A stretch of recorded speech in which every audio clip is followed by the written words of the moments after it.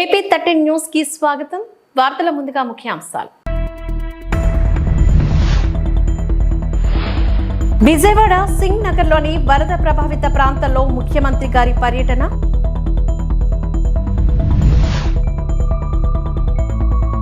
చంద్రబాబు గారి పిలుపుతో ముందుకు వచ్చిన అక్షయ పాత్ర 1,50,000 మందికి భోజన ఏర్పాట్లు.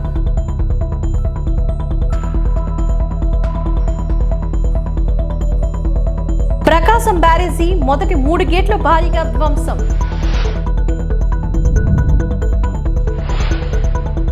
హెలికాప్టర్ల ద్వారా వరద బాధితులకు ఆహారం, నీళ్లు, పాలు అందజేయాలని సీఎం చంద్రబాబు ఆదేశించారు. రాష్ట్రంలో వరద పరిస్థితులపై మరోసారి ఆయన ఉన్నతాధికారులతో సమీక్షించారు. 3 పూటల బాధితులకు ఆహారం అందించాలని అన్నారు. చిన్నారులు, గర్భిణులను పునరావాస కేంద్రాలకు తరలించాలని ఆదేశించారు. బోర్డులు ఎక్కడెక్కడ తిరుగుతున్నాయో మ్యాపింగ్ చేయాలని అన్నారు. ఒకే ప్రాంతంలో కాకుండా మారుమూర్తి ప్రాంతాలకు వెళ్లాలని సూచించారు. మధ్యాహ్నం కొంత మేరకు వరద ప్రవాహం తగ్గుతుందని అంచనా వేశారు. లంక గ్రామాల్లోని సమస్యలపైన అధికారులను అప్రమత్తం చేయాలని కలెక్టర్లను ఆయన ఆదేశించారు. ఎవరూ ఆందోళన చెందాల్సిన అవసరం లేదని, అందరికీ సాయం అందుతుందని చంద్రబాబు తెలిపారు. మేము ఇవ్వాల్సిన ఫుడ్ పాకెట్స్ కానీ అవన్నీ వెళ్తున్నాయి. అమరం చేస్తున్నాం. ట్రాఫిక్ కూడా కంజెషన్ ఉంది, అన్ని రెగ్యులేట్ చేస్తున్నాం. చివరి ప్రాంతానికి కూడా వెళ్లాల్సిన అవసరం ఉంది. కొంతమంది పేషెంట్ కూడా ఉన్నారు, పిల్లలు ఉన్నారు, కొంతమంది ముసలోళ్ళు ఉన్నారు, వాళ్ళు కూడా తీసుకురావాలి. ఎవరు కూడా ప్యానిక్ రియాక్షన్ అవసరం లేదు. అందరూ ఓపిక పట్టండి. 1 గంట 2 గంటల్లో అందరం ఓపికగా ఉంటే ఇంకా తొందరగా పనులు అవుతాయి. అన్నీ చేస్తానని అప్పీల్ చేస్తున్నా. ఇక్కడే ఉంటా, కంట్రోల్ రూమ్ని యాక్టివేట్ చేస్తున్నా. ఎంతవరకు చేయగలుగుతామో అన్నీ చేసి అందరిని ఆదుకుంటాం. 110 పైన బోట్లు పనిచేస్తున్నాయి. అదే మాదిరిగా 4-6 హెలికాప్టర్లు వస్తున్నాయి. ఒక హెలికాప్టర్లో ఫుడ్ పెట్టడం కానీ, లేకుంటే బోట్లో తీసుకుపోవడం కానీ, పేషెంట్లు తీసుకురావడం కానీ ఇవన్నీ జరుగుతున్నాయి. వర్షం కూడా పడతా ఉంది, అయినా కూడా ఎక్కడ ఆపరేషన్స్ ఆపం, అన్ని విధాలు. సార్, ప్రకాశం బ్యారేజ్ 69 గేట్ దగ్గర బోట్లు కొట్టుకురావడం ఏమన్నా కుట్రే ఉంది?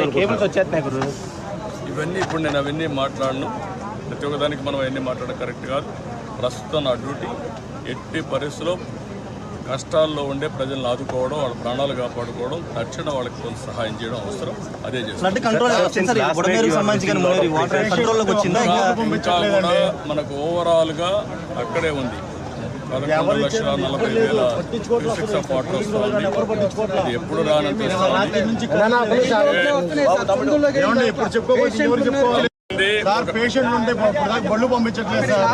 మాట ఏంటండి, 1 గంట టైం ఇవ్వండి, చేస్తాను. మమ్మల్ని ఇబ్బంది పెట్టి, నన్ను ఒక్కడే ఇబ్బంది పెట్టినా కూడా అందరికి న్యాయం చేస్తాను. విన్నానమ్మా, మీ కష్టాలు అర్థం చేసుకున్నాను. అందరిని ఇంటూనే వచ్చా. ఇప్పుడు మళ్ళా పోయి నేను అన్ని స్ట్రీమ్ లైన్ చేస్తాను. మళ్ళా వస్తాను, నేను చూసుకొని చేస్తాను. నాకు వదిలిపెట్టి నేను చేస్తాను.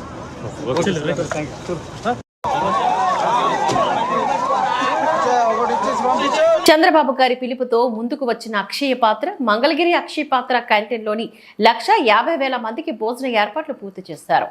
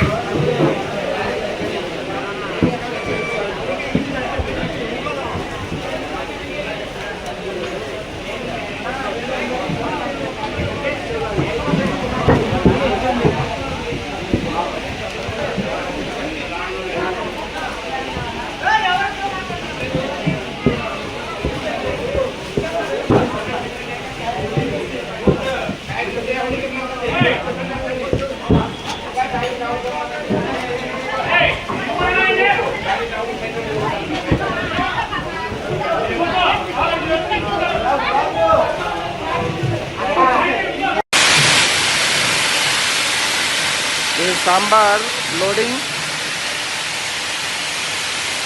This is one sambar cauldron can cook for 9,000 children, 9,000 people. There's a tank and it is filling.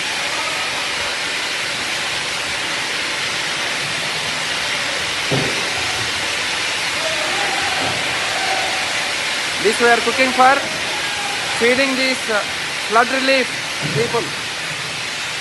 Flood relief people we are cooking.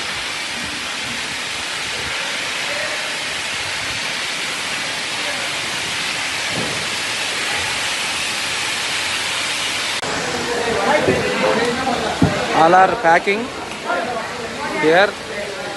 By now we have packed around 10,000 packets and still another 90,000 packets we have to fill. By 7:30 it will be filled. There are almost 150 to 200 people have come. So with their help we are doing it.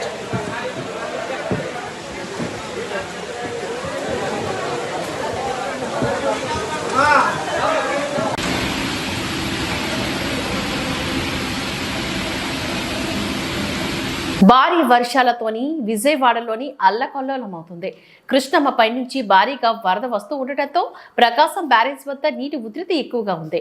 ఇదే సమయంలో వరద పోటుతో పలు బోట్లు barrage కొట్టుకొస్తున్నాయి. ఈ తరుణంలోనే ప్రకాశం బ్యారేజ్లోని 3 గేట్లకు ఈ బోట్లు ఢీకొట్టడంతో ఈ 3 గేట్లు భారీగా ధ్వంసమయ్యాయి. బోట్లు ఢీకొట్టడంతో గేట్ లిఫ్ట్ చేసే ప్రాంతంలో కూడా భారీగానే డ్యామేజ్ అయినట్లు సమాచారం. దీంతో ఏం జరుగుతుందా అని స్థానికులు ఆందోళన వ్యక్తం చేశారు.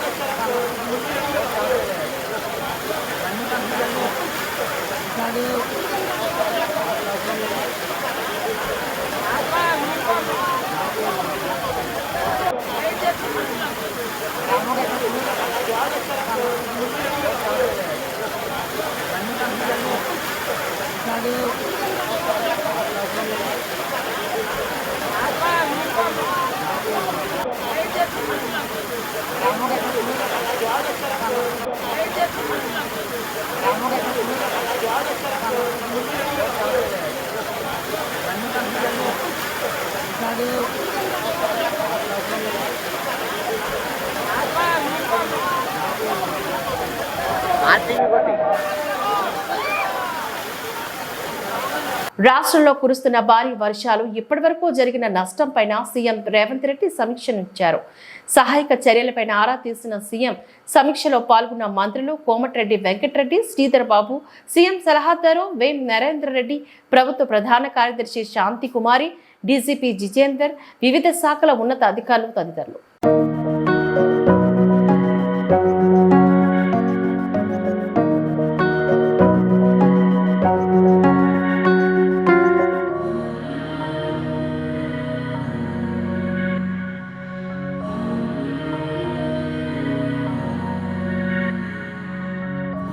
ఎన్టీఆర్ జిల్లా జగ్గయ్యపేట మండలం తక్కిలపాడు తెగబడిన రోడ్డును పరిశీలించిన నీటిపారుదల శాఖ మంత్రి ఉత్తమ్ కుమార్ రెడ్డి అకాల వర్షాలకు తెగబడిన జాతీయ రహదారి బ్రిడ్జి వద్ద రోడ్డును పరిశీలన చేసి నేషనల్ హైవే అధికారులకు పలు సూచనలు జారీ చేశారు. యుద్ధ ప్రాతిపదికన సమస్యను పరిష్కరించి ప్రయాణికులకు ఎలాంటి అసౌకర్యం కలగకుండా చూడాలని కోరారు. ముఖ్యమంత్రి రేవంత్ రెడ్డి వారితో మాట్లాడి ఈ పరిసర ప్రాంత ప్రజలకు న్యాయం జరిగేలా చూస్తామని అన్నారు. అక్రమార్కుల వల్లనే ఇలాంటి విపత్తులు సంభవించినవి అని అడగగా, ప్రధానంగా మా ముందు ఉన్న సమస్య జరిగిన సంఘటనలు, ప్రజలు పడుతున్న ఇబ్బందులు, పడ్డ ప్రతి ఒక్కరిని ఆదుకోవడం జరిగిందని, తర్వాత ఎక్కడికక్కడ అయితే ఆక్రమణలు జరిగినవో వాటి మీద విచారణ చేపడతామని అన్నారు.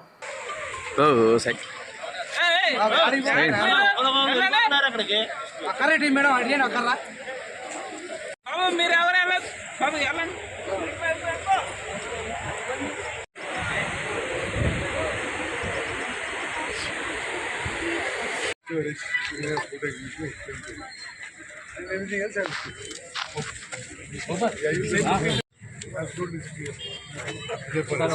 రాష్ట్రాల రహదారి హైదరాబాద్ విజయవాడ రహదారి ఈ బ్రిడ్జ్ కొంత కుంగింది, ఒక దగ్గర బ్రీచ్ అయింది, తెగిపోయింది. మరి నేషనల్ హైవే అథారిటీ వాళ్ళు ఇండియా వచ్చారు, వాళ్ళు వెంటనే మరమ్మతులు చేపడతామని చెప్పారు.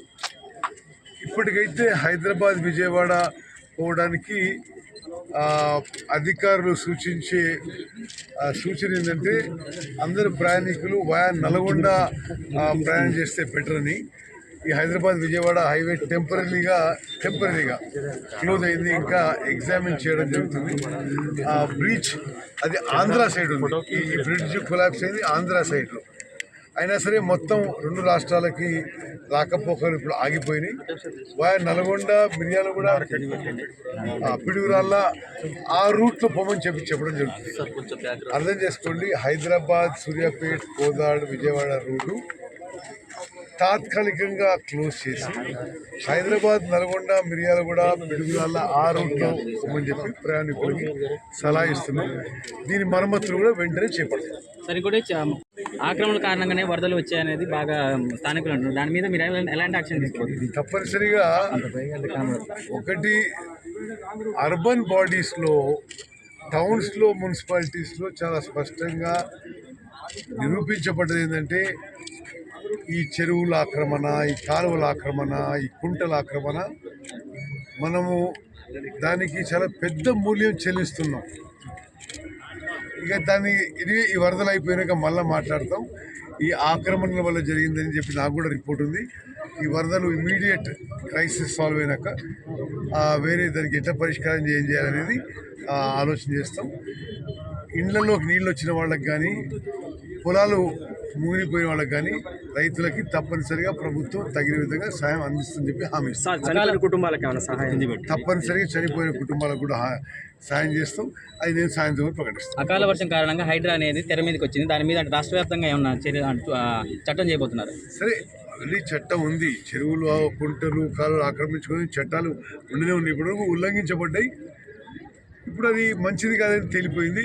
ముఖ్యమంత్రి గారు 2 గంటల్లో హైదరాబాద్ టు ఖమ్మం వయా సూర్యాపేట పోతున్నారు.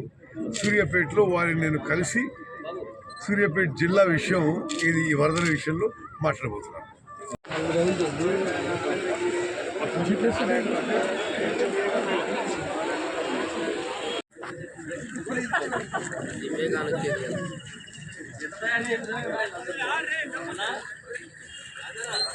రాష్ట్రంలో భారీ వర్షాలు, వరద పరిస్థితిపై ముఖ్యమంత్రి చంద్రబాబు గంటకు సమీక్షలు చేస్తూ ప్రాణ ఆస్తి నష్టం జరగకుండా అవసరమైన అన్ని సహాయ చర్యలపై అన్ని శాఖల అధికార యంత్రాంగానికి ఆదేశాలు ఇస్తున్నట్లుగా రాష్ట్ర జలవనరుల శాఖ మంత్రి నిమ్మల రామానాయుడు తెలిపారు. పశ్చిమ గోదావరి జిల్లా పాలకొల్లు నియోజకవర్గ పెనుమతం గ్రామంలోని భారీ వర్షాలకు ముంపుకు గురైన వరి పొలాలను ఆయన పరిశీలించారు. అక్కడ రైతులతోనూ మంత్రి మాట్లాడారు. తుఫాను, వరద పరిస్థితులపైన జిల్లా కలెక్టర్తో పాటు ఇరిగేషన్ ప్రత్యేక ముఖ్య కార్యదర్శి, ఈఎన్సీ చీఫ్ ఇంజనీర్, ఎస్సీ ఇతర అధికారులతోని మంత్రి రామానాయుడు సమీక్ష చేస్తూ అవసరమైన ఆదేశాలను ఇస్తున్నారు. ఈ సందర్భంగా మంత్రి రామానాయుడు మీడియాతో మాట్లాడారు. ఈ అల్పపీడన ద్రోణితో మరి పెద్ద ఎత్తున ఏదైతే అకాల వర్షాలతోటి ఉత్తరాంధ్ర, అదేవిధంగా వెస్ట్, ఈస్టు, మరీ పర్టికులర్గా కృష్ణా, గుంటూరు, బాపట్ల ఏదైతే జిల్లాలు ఏవైతే ఉన్నాయో బాగా ఎక్కువ ఎఫెక్ట్ అవుతూ ఉన్నాయి. అందులో పర్టికులర్గా ఎవరైతే ఇప్పుడు ముఖ్యమంత్రి చంద్రబాబు నాయుడు గారు కూడా మరి నిన్నటి నుంచి కూడా ఎవ్రీ 1 hour 2 hours కాన్ఫరెన్స్ తీసుకుంటూ ఎప్పటికప్పుడు అన్ని డిపార్ట్మెంట్లని కూడా కోఆర్డినేట్ చేసుకుంటూ ఎంత ఇన్ఫ్లో వస్తుంది, ఎంత అవుట్ఫ్లో పోతూ ఉంది, ఏ విలేజ్ ఎఫెక్ట్ అవుతూ ఉన్నాయి, ఏ ట్యాంక్స్కి ఇబ్బంది, ప్రమాదం వచ్చేటువంటి పరిస్థితి ఉంది అని ఎప్పుడు కూడా మానిటరింగ్ చేసుకుంటూ ఆ ఎఫెక్ట్ అయ్యేటువంటి విలేజెస్లో ఉన్నటువంటి ఎవరైతే ప్రజలు ఉన్నారో వాళ్ళని ముందుగానే సురక్షితమైనటువంటి ప్రాంతాలకి తరలించడం ద్వారా సాధ్యమైనంత వరకు ప్రాణ నష్టం, ఆస్తి నష్టం తగ్గించేటువంటి ప్రయత్నం మన తరపున చేయాలనేటువంటిది. అదేవిధంగా ఏదైతే పునరావాస కేంద్రాల్లో చేర్చినటువంటి వాళ్ళకి కూడా ఇమ్మీడియట్లీ వాళ్ళకి కావాల్సినటువంటి భోజన సౌకర్యాలు అన్నీ కూడా, వాటర్ ప్యాకెట్లు, మిల్క్, ఇట్లా ఇవన్నీ కూడా హ్యూమన్ గ్రౌండ్స్లో వాళ్ళకి అరేంజ్ చేయాలని ముఖ్యమంత్రి గారి యొక్క ఆదేశాలు. అదేవిధంగా ఏదైతే దీర్ఘకాలిక వ్యాధులకు సంబంధించిన వాళ్ళు కానీ, ఎవరైతే ఈ యొక్క నెలలు నిండినటువంటి గర్భిణీ స్త్రీలు కానీ ఎవరైతే ఉన్నారో వాళ్ళని కూడా ముందుగానే హాస్పిటల్స్కి చేర్చమని ముఖ్యమంత్రి గారు ఇచ్చినటువంటి ఆదేశాలు. ఇట్లా ఎవ్రీ మినిట్ ఆయన మానిటర్ చేస్తూ అలర్ట్ చేస్తూ ఉన్నటువంటి పరిస్థితి. ఈ సందర్భంగా ప్రజలకు కూడా సాధ్యమైనంత వరకు అత్యవసరమైన పనులు ఉంటేనే తప్ప బయటికి రావద్దని కూడా ప్రజలకు కూడా మీ ద్వారా కూడా తెలియజేసుకుంటూ ఉన్నాం.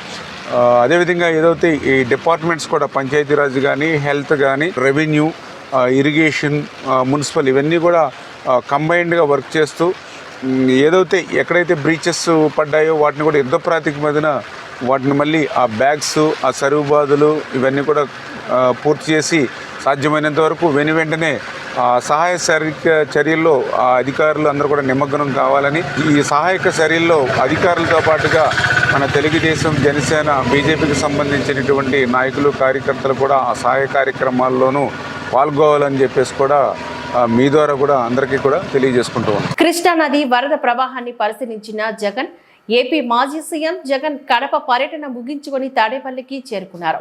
మార్గ మధ్యలో విజయవాడ కృష్ణలంక ఏరియాలోని రిటైనింగ్ వాల్ వద్ద కృష్ణానది వరద ప్రవాహాన్ని పరిశీలించారు. ఈ రోజు మధ్యాహ్నం 3 గంటలకు విజయవాడలోని వరద బాధిత ప్రాంతాల్లో ఆయన పర్యటించనున్నారు. కాగా జగన్ సీఎంగా ఉన్న సమయంలో కట్టించిన రిటైనింగ్ వాల్ వల్లే తమ ప్రాణాలు నిలిచాయని స్థానికులు ఆయనకు కృతజ్ఞతలు తెలిపినట్లుగా వైసీపీ ట్వీట్ చేసింది.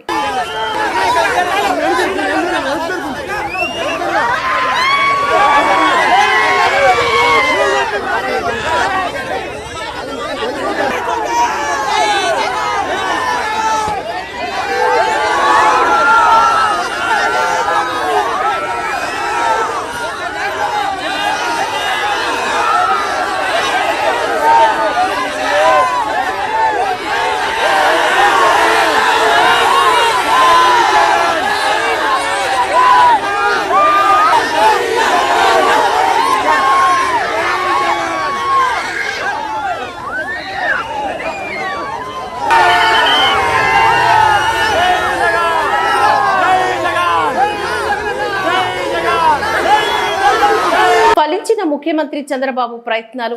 విజయవాడకు చేరుకున్న పవర్ బోట్స్ నిన్న కేంద్రంతో మాట్లాడిన తర్వాత వివిధ రాష్ట్రాల నుంచి విజయవాడకు బోట్స్ ద్వారా సింగ్ నగర్ ముంపు ప్రాంతంలో ఆహారం పంపిణీ. పెద్ద ఎత్తున బోట్స్ రావడంతో ఇళ్ల నుంచి బాధితులను బయటికి తెచ్చే పనులు వేగవంతమయ్యాయి. పునరావాస కేంద్రాలకు వెళ్లే వాళ్లకు దుస్తులు కూడా ఇవ్వాలన్న సీఎం, పాల ప్యాకెట్లు, ఆహారం, నీళ్ల బాటిల్స్ ను అందిస్తున్న ప్రభుత్వం, ప్రైవేటు హోటల్స్, దుర్గగురి, అక్షయ పాత్రల ద్వారా సహాయం, ఆహారం అమర్చుకున్న ప్రభుత్వం. ముంపు ప్రాంతాల్లో మరోసారి పర్యటనతో సహాయక చర్యలను పర్యవేక్షించిన సీఎం, ఫలితాన్నిస్తున్న ముఖ్యమంత్రి నిరంతర సమీక్షలు, మానిటరింగ్, సీఎం సూచనలతో క్షేత్రస్థాయి పర్యటనతో వేగంగా కదిలిన యంత్రాంగం. నిరంతర పర్యవేక్షణతో ఉదయం వరకు ఆహారం సిద్ధం చేసి పంపిణీ చేపట్టిన అధికారులు. ముంపు ప్రాంతాల్లో స్వయంగా సీఎం రాత్రంతా తిరగడంతో వేగం పుంజుకున్న సహాయక చర్యలు. వర్షంలోనే బోటు ఎక్కి బాధితుల వద్దకు వెళ్లిన ముఖ్యమంత్రి అటు సీఎం సమీక్షలు, ఇటు క్షేత్రస్థాయిలో పర్యటనలతో వరద సాయం పనులు వేగవంతమయ్యాయి. ముంపు ప్రాంతంలో కనిపిస్తున్న రిలీఫ్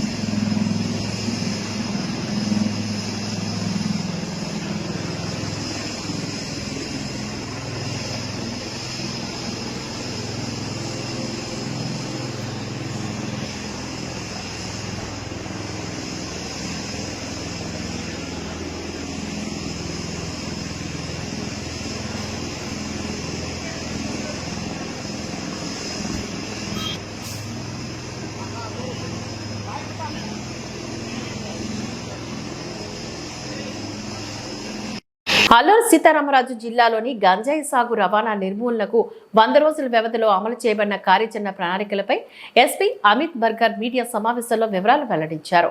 ఈ సందర్భంగా ఆయన మాట్లాడుతూ ప్రస్తుత ప్రభుత్వం అధికారంలోకి వచ్చిన తర్వాత చేపడుతున్న కార్యాచరణ ప్రణాళికల్లో భాగంగా స్థిరమైన చెక్ పోస్టులను ఏర్పాటు చేయడం, డైనమిక్ వాహనాల తనిఖీలు నిర్వహించడం, కార్టూన్ అండ్ సర్చ్ ఆపరేషన్ చేపట్టడం, ప్రత్యేక పోలీస్ బృందాలను ఏర్పాట్లు చేయడం, రోడ్లను ప్రయోగించి తనిఖీలు నిర్వహించడం, డాగ్ బృందాలను ఉపయోగించడం వంటివి చేపడుతున్నామని తెలిపారు. సత్యత ఉంటున్నాయి. దీనిపైన పోలీస్ ఖచ్చితంగా మన తరపున ఏమైనా చేయాలి. ఆ ట్రైబల్ లక్ష్మీపురం విలేజ్లో ఏమైనా సమస్య ఉంది, దీనికి నిదానం ఖచ్చితంగా చేస్తున్నాం. మీకు అవగాహన ఉన్నా లేదు, నేను మళ్ళీగా చెప్తున్నాను. 6 years బ్యాక్ నేను అక్కడ ఏఎస్పీగా ఉంటున్న సమయంలో లక్ష్మీపురం ప్రాంతం నుండి 2 పిల్లలకి కిడ్నాప్ అయిన గాంజాయి వాళ్ళు. అప్పుడు ఎవరు తీసుకువచ్చారు? వాళ్ళు డిమాండ్ చేసిన ఆ ట్రైబల్స్ మీట్ అయిపోతున్నారు కాదు. పోలీస్ వాళ్ళు రిస్క్లో వెళ్ళి చిత్రకొండ ప్రాంతంలో, అప్పుడు మీ అందరికీ అవగాహన ఉన్న మావోయిస్ట్ సమస్య ఎంత పెద్దగా ఉంటుందో 6 years బ్యాక్. అదే లక్ష్మీపురం విలేజ్, ఆ ఊరు వాళ్ళు పిల్లలు, ఇదే పోలీస్ అప్పుడు వాళ్ళకి సాయం చేసినారు. ఈసారి కూడా ఖచ్చితంగా ఆ ఊరు వాళ్ళకి ఏమైనా సమస్య ఉంటే సాయం చేస్తున్నాం. మనకి ఆపర్చునిటీ ఇవ్వాలి, మనకి ఖచ్చితంగా పోలీస్ వాళ్ళకి పరిచయం చేయాలి సమస్య.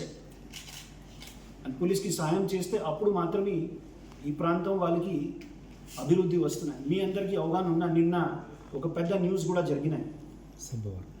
బోండా కమ్యూనిటీ ఒరిస్సా వాళ్ళు ఫస్ట్ పిల్లలు NIT ఎగ్జామ్ క్లియర్ చేశారు. ఆ కమ్యూనిటీ ఒరిస్సా మనకి గిరిజన ప్రాంతం, అది కూడా మల్కాన్గిరి డిస్ట్రిక్ట్ తెలుసునా. వీ వాంట్ మన ప్రాంతం వాళ్ళ పిల్లలు కూడా ఎట్లాగా ఎగ్జామ్స్ క్లియర్ చేయి, మంచి అభివృద్ధి, మంచి సక్సెస్ స్టోరీ మనకి చెప్పాలి. అప్పుడు మాత్రం ఈ స్ట్రాటజీ మనకి సఫల్ అవుతుంది. ఆ సక్సెస్ స్టోరీ ఖచ్చితంగా ప్రతి ప్రాంతంలో కూడా ఉండాలి. ఒకటే మండలం కాదు, అన్ని మండలంలో ఉన్నాయి. ఈ లక్ష్మీపురం మండలంలో కూడా అదే ఊరి నుండి ఒక్కరు ఖచ్చితంగా ఈ మంచి ఎగ్జామ్ కానీ మంచి కాంపిటేటివ్ ఎగ్జామ్లో పాస్ అయ్యి మొత్తం ఊరిలో ఒక ఎగ్జాంపుల్గా వాళ్ళు ఒక లీడర్షిప్ లాగా చూపించారు. సో దీనికోసం ఆ ఊరు సర్పంచ్ను నేను పర్సనల్గా రిక్వెస్ట్ చేస్తాం, మీడియా మంత్రులతో, ఎవరైనా పిల్లలు ఎట్లాగా మంచిగా చదివే వాళ్ళు ఉంటే మన దృష్టిలో తీసుకో, వి విల్ హెల్ప్ 100%. తూర్పుగోదావరి జిల్లా నల్లజర్ల మండలం గండావారిగూడెంలోని డ్రగ్స్ తయారీ కేంద్రం కలకలం రేపింది. గుండు గొలుసు కొవ్వూరు జాతీయ రహదారి సర్వీస్ రోడ్డును ఆనుకొని ఉన్న పామాయిల్ తోటలోని మూతబడిన ఓ ఫ్లోర్ మిల్లోని నార్కోటిక్ కంట్రోల్ బ్యూరో అధికారులు శనివారం సాయంత్రం సోదాలు నిర్వహించారు. మాదక ద్రవ్యాలు తయారు చేస్తున్నారని రాబడిన సమాచారం మేరకు శివార్లోని తాతిన బాలకృష్ణ అనే వ్యక్తికి చెందిన Chakradhari dal and floor mill ఉంది. అందులో వేరుశనగ కాయల నుంచి వేరుశనగ గింజలు వేరు చేస్తారు. అయితే అది గత సంవత్సరం కాలంగా మూతపడి ఉంది. హైదరాబాద్, విశాఖపట్నానికి చెందిన నార్కోటిక్ అధికారులు మూతపడిన ఫ్లోర్ మిల్లులో హఠాత్తుగా సోదాలు నిర్వహించారు. దాంతో విషయం వెలుగులోకి వచ్చింది. ఆ ప్రదేశంలోని ఆల్ఫోజ్రోలం అనే మత్తుమందుకు సంబంధించిన 3 ముడి పదార్థాలు తయారు చేసే ల్యాబ్ను అధికారులు గుర్తించారు. కొంతకాలంగా నల్లజర్లలోని మత్తుమందు రవాణా కదలికలపైన నార్కోటిక్ అధికారులు నిఘాను పెట్టారు. ఆల్ఫ్రాజోలం కిక్కు కోసం తాటికల్లులో కలుపుతారని అధికారులు చెబుతున్నారు. ఆదివారం జిల్లా ఎస్పీ నరసింహ కిషోర్ విలేకరుల సమావేశంలో మాట్లాడుతూ తనిఖీలలోని ఆల్ఫ్రాజోలం తయారీకి వాడే సామాగ్రి గల ల్యాబ్ను సీజ్ చేసి యజమానిపైన కేసు నమోదు చేసినట్లుగా పోలీసులు వెల్లడించారు.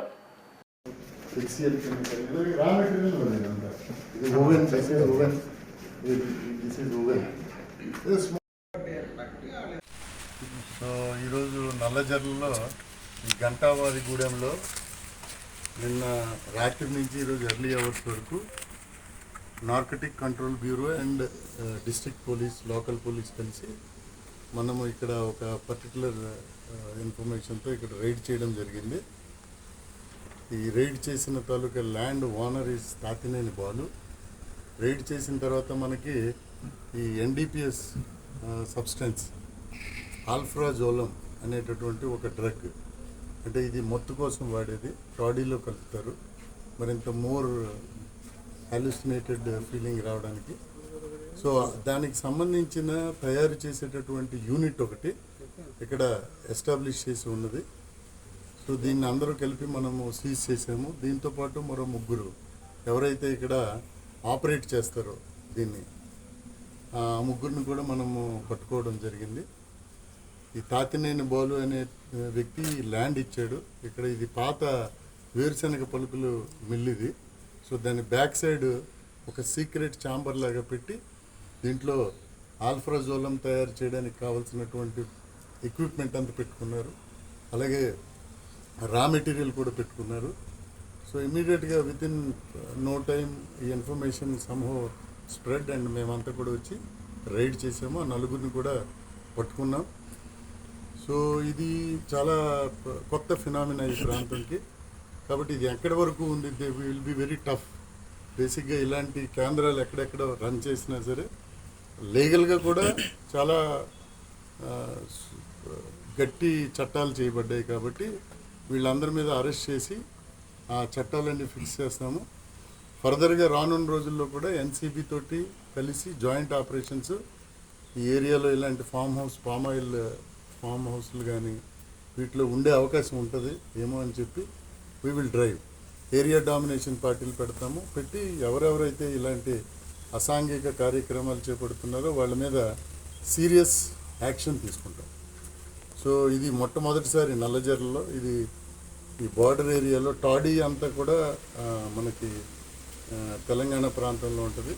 సో ఈ పౌడర్ ఆల్ఫ్రాజోలం దీన్ని తయారు చేసింది అక్కడ సప్లై చేయడానికి అని తెలిసింది. కాబట్టి ఇన్వెస్టిగేషన్లో ఫర్దర్గా కూడా ఎక్కడెక్కడ లింక్స్ ఉన్నాయి ఏమున్నాయి కూడా ఎస్టాబ్లిష్ చేసి వారందరి మీద తీవ్రమైన చర్యలు తీసుకుంటాం. సో ఇక్కడ ఎక్విప్మెంట్కి సంబంధించి డిఫరెంట్ సాల్వెంట్స్ ఉంటాయి తయారు చేయడానికి. ఆయిల్ బాత్స్ అన్ని 2 ఉంటాయి. సో ఆయిల్ బాత్స్ మెషిన్స్ ఉన్నాయి, అలాగే వాక్యూమ్ పంప్ ఒకటి ఉంది, అలాగే ఓవెన్ ఒకటి ఉంది. So this is a process. ఈ ప్రాసెస్ తెలిసిన 2 టెక్నీషియన్స్ కూడా హైదరాబాద్ రిలేటెడ్. సో వాళ్ళని కూడా ఇప్పుడు మనం పట్టుకున్నాము. సో ఇక్కడ నుంచి ఇది లేటెస్ట్ యూనిట్, ఇది లేటెస్ట్ కొత్తగా సీక్రెట్గా పెట్టుకొని చేస్తుంది. ఇమీడియట్గా మనం పట్టుకున్నాం. సో ఇటువంటి అసాంఘిక కార్యక్రమాలకి ఎవరు ఎలా చేయొద్దని, దానివల్ల చాలా ఇబ్బంది కలుగుతుంది, ప్రజల తాలూకా ఆరోగ్యానికి కూడా ఇబ్బంది కలుగుతుంది దీనివల్ల. సో ఎన్డీపీఎస్ యాక్ట్ చాలా సీరియస్ యాక్ట్ ఇది. అలాగే ప్రభుత్వం కూడా 100 days యాక్షన్ ప్లాన్ పెట్టింది డ్రగ్స్ మీద, గాంజా మీద. సో దాంట్లో భాగంగా ఈ జాయింట్ ఆపరేషన్ చేయడం అనేది జరిగింది. సో ఖచ్చితంగా ఇలాంటి కుటీర పరిశ్రమలాగా పెట్టిన వాళ్ళందరి మీద కూడా we will take serious action. దీని వెనకాల రాజకీయ నాయకులు ఏమైనా వస్తుందంటారా? అలాగే ఏం లేదండి, అలాగేం లేదు. అంటే ఎన్నాళ్ళ నుంచి సాగుతుందని మీ ఇన్వెస్టిగేషన్లో తెలియదండి. ఈ ప్రాజెక్ట్ ఎన్నాళ్ళ నుంచి ఎలా కొనసాగుతుంది? ఇది లేటెస్ట్ ఎక్విప్మెంట్ అండి. ఇప్పుడు ఎక్విప్మెంట్ కూడా చూస్తే ఇది చాలా ఫ్రెష్ ఎక్విప్మెంట్ లాగా మనకు కనిపిస్తుంది. వాళ్ళు కూడా ఈ ఎన్సీబీ వాళ్ళు కూడా they fell the same thing. ఇది న్యూ ఎక్విప్మెంట్. వీళ్ళందరూ కూడా ఇక్కడ ఐసోలేటెడ్ ప్లేస్ అని, ఇతను కూడా అప్పుల్లో ఉన్నాడు. ఎవరు ఈ ఏరియా ల్యాండ్ ఇచ్చిన ఆయన అప్పుల్లో ఉన్నాడు. కాబట్టి సో ఇది వాళ్ళు ట్రాప్ చేసి వాళ్ళు ఇక్కడ పెట్టుకోవడానికి డబ్బులు వస్తాయి అని చెప్పడంతో ఇది ఇచ్చాడు. సో అతని మీద కూడా ఇదంతా క్లోజ్ చేస్తారు, ఇదంతా సీజ్ చేస్తారు. అంటే దీన్ని ఒక రకంగా ఈజీ మనీ కింద, అంటే ఈజీ మనీ కోసం ఇలా సంపాదించడానికి ఇలాంటి పద్ధతులు ఎన్నుకుంటున్నారంటారా? సో డ్రగ్స్ అనేది దానివల్ల వచ్చే ప్రాబ్లమే అది. సో వీళ్ళందరూ కూడా ఇది easy money. NDPS 25 and 28 sections 27A, 29, 30 of NDPS Act 1985. 27A, 25, 28, 29, 30 of NDPS Act.